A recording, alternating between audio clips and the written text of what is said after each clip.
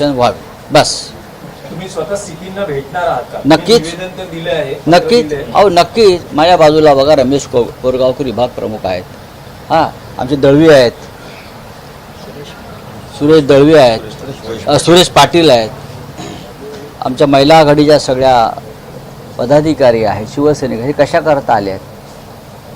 येऊ द्या अंगावर सांगायला आले. टाका बॉम्ब, बॉम्ब टाका म्हणजे बॉम्ब आहे कळेल. आता आम्ही तो बॉम्बचा कारखाना शोधू हळूहळू, किंवा बॉम्बचं कोठार कुठे आहे ते शोधू, पण खरे बॉम्ब इथे आहेत हे लक्षात घ्या. चला, थँक्यू.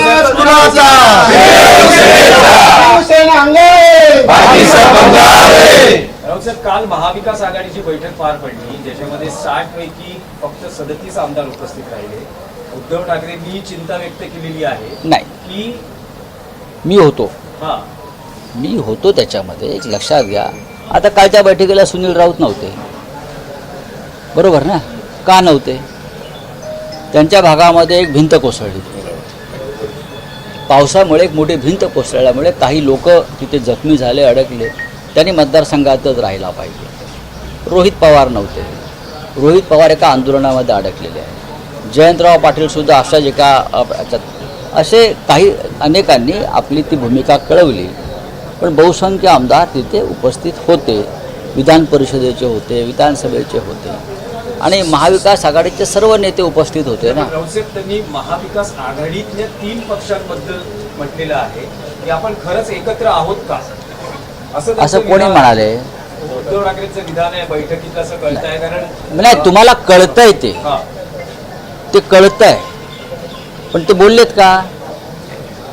माध्यमांना आतमध्ये परवानगी नव्हती. मग तुम्ही कसं काय सांगता ते असं बोलले? उद्धवजींनी असं बघा, तुमचे सोर्सेस काय आहेत हे मलाही माहिती आहे. मी तुमचा सगळ्यात मोठा सोर्स आहे हे तुम्हाला माहिती आहे, एवढंच मी पण तसं नाही बोलले आहेत ते. उद्धवजींनी असं सांगितलं की आपण जे 3 महाविकास आघाडीचे प्रमुख घटक आहोत त्यांनी सातत्यानं भेटत राहिलं पाहिजे, बोलत राहिलं पाहिजे, संघर्षाची तयारी ठेवली पाहिजे.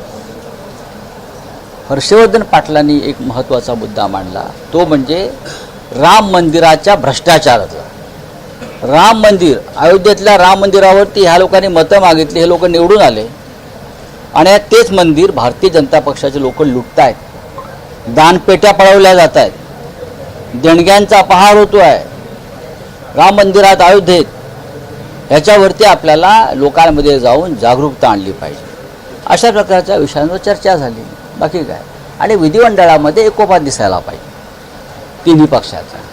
आपण सरकार पक्षाच्या इशाऱ्यावर काम करणं थांबवलं पाहिजे विधिमंडळात, आणि आपण विरोधी पक्षामध्ये आहोत याचं भान ठेवून आपण सगळ्यांनी काम केलं पाहिजे. ही या तिन्ही प्रमुख पक्षाच्या नेत्यांची एक भूमिका तिथे राहिली. हा हिंदी में क्या है? आणखी एक विषय क्या है? विधानसभा अध्यक्षांचा दिलगिरी व्यक्त केली. नहीं, commissioner of police Mumbai mister Devendra Bharti ji को